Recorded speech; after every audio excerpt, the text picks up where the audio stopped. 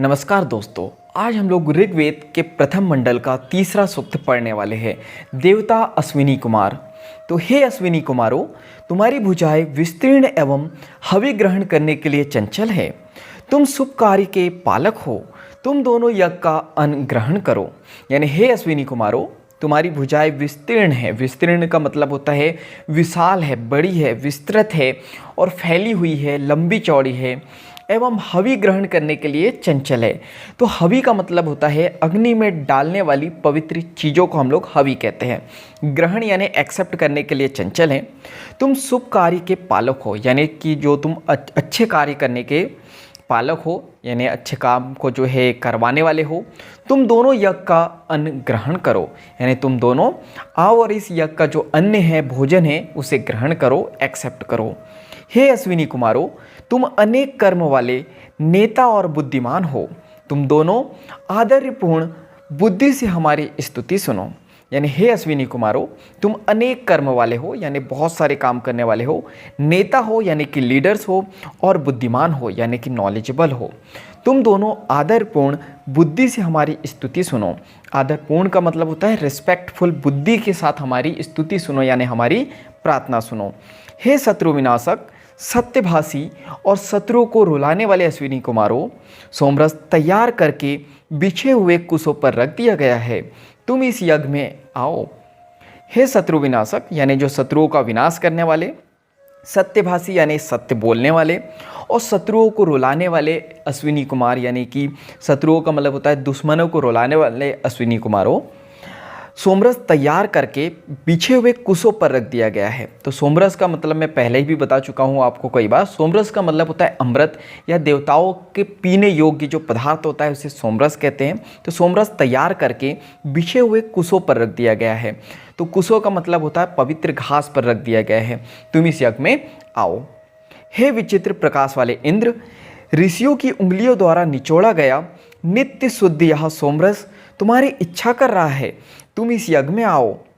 हे विचित्र प्रकाश वाले इंद्र, विचित्र का मतलब होता है जिसकी कामना नहीं कर सकते, ऐसे प्रकाश वाले इंद्र, ऋषियों की उंगलियों द्वारा इसे निचोड़ा गया है। यहाँ पे सोमरस की बात कर रहे हैं, तो ऋषियों की उंगलियों द्वारा निचोड़ा गया है। नित्य शुद्ध यह सोमरस तुम्हारी इच्छा कर रहा है, यानी तुम्हारी कामना कर रहा है कि तुम आओ और इस सोमरस को पियो। तो तुम इस यज्ञ में आओ। हे इंद्र, तुम हमारी भक्ति से आकर्षित होकर इस यज्ञ में आओ। ब्रह्मांड तुम्हारा आह्वान कर रहे हैं। तुम सोमरस के लिए हुए वाघत नामक पुरोहित की प्रार्थना सुनने के लिए आओ। यानी हे इंद्रदेव, तुम हमारी भक्ति से आकर्षित हो, यानी अट्रैक्ट हो, और इस यज्ञ में आओ। जो ब्राह्मण हैं तुम्हारा आह्वान कर रहे हैं, यानी तुम्हें मंत्र के द्वारा देवताओं को जो बुलाते हैं उसे आह्वान कहते हैं, यानी तुम्हें निमंत्रित कर रहे हैं, आमंत्रित कर रहे हैं। तुम सोमरस के लिए वाघत हो। वाघत का मतलब होता है वाणी से दोषों के नाश करने वाले बुद्धिमान लोगों को हम लोग वाघत कहते हैं।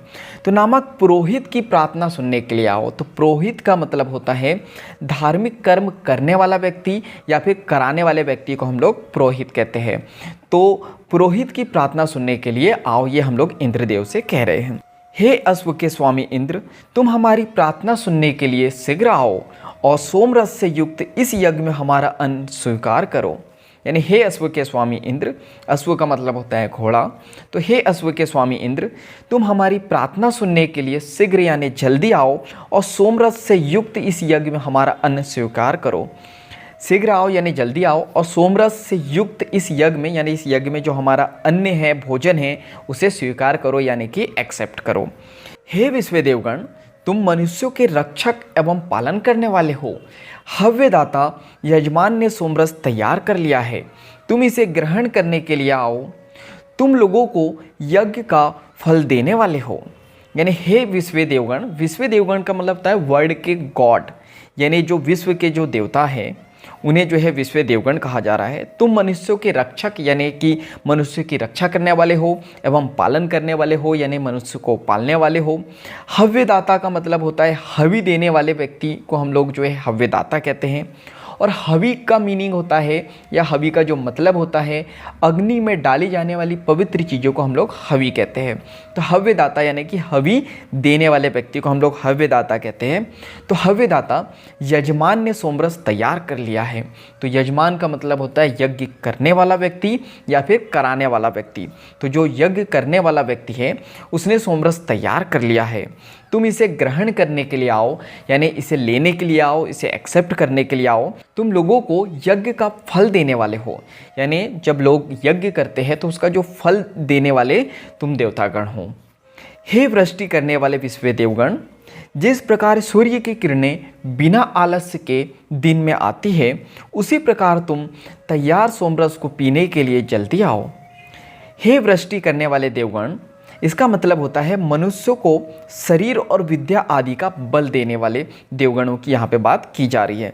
जिस प्रकार सूर्य की किरणें बिना आलस्य के, यानी जो सूर्य की किरणें होती है बिना आलस्य के यानी बिना लेजीनेस के दिन में आती है, उसी प्रकार तुम तैयार इस सोमरस को पीने के लिए जल्दी से जल्दी आओ। विश्व देवगण नाश रहित विस्तृत बुद्धि वाले तथा वैर्य से हीन हैं, वे इस यज्ञ में पधारे।